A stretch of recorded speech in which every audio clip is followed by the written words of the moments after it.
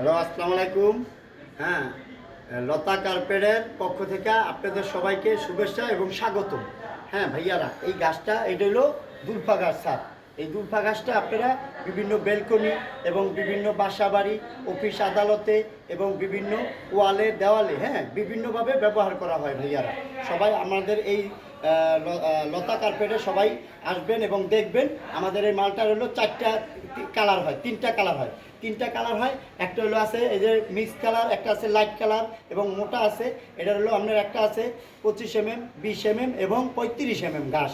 এটা মোটা পাতলা তিনটা ক্যাটাগরির হয় ভাইয়া, এবং কালারও হয় বিভিন্ন ন্যাচারাল কালার, সৌন্দর্য এবং যত রকম স্টাইলিশের কাজের জন্য ব্যবহার করতে পারবেন এই দুলফা ঘাসগুলো ভাইয়ারা।